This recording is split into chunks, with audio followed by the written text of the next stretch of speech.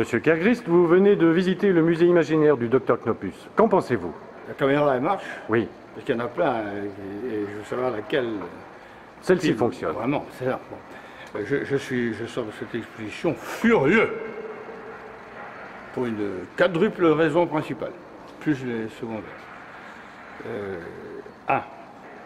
Deuxième raison principale. Troisième raison principale, mes hémorroïdes. Quatrième raison, la pire de toutes, j'ai oublié laquelle. Et ça me rend furieux! Monsieur Jean-Bernard Puy, vous bénéficiez d'une certaine notoriété en tant qu'auteur du Poulpe. Pouvez-vous donner votre sentiment puisque vous venez de visiter le musée imaginaire du Dr Knopus? Je suis un peu défait parce que 35 ans de travail, 35 ans de recherche, 35 ans de réflexion se sont écroulés tout d'un coup. Et tout d'un coup, je viens de m'apercevoir qu'en peu de mètres, disons, parce qu'il faut quand même marcher, vous avez le premier chapitre de l'éthique de Spinoza, le premier chapitre de l'esthétique de Hegel, et 2 ou 3 livres de Jean d'Ormesson en même temps.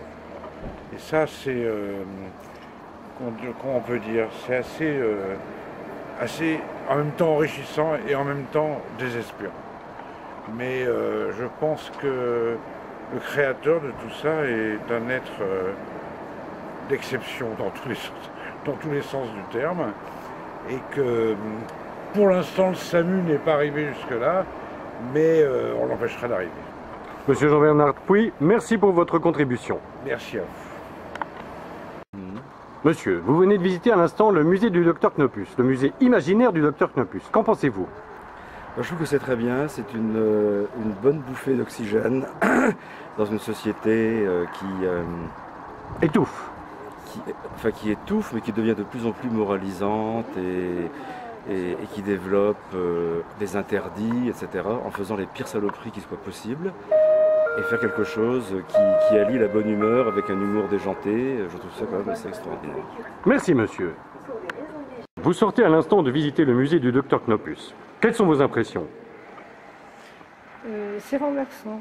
Je n'ai jamais vu quelque chose d'aussi inspirant, d'aussi beau, d'aussi spectaculaire.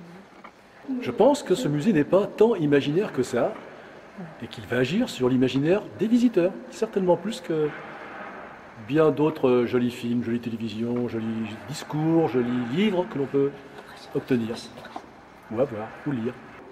Les mots me manquent là. J'ai vu de l'art moderne, mais au lieu d'être figé sur une toile, c'est vivant. C'est le musée vivant du Dr Knopus, pas imaginaire.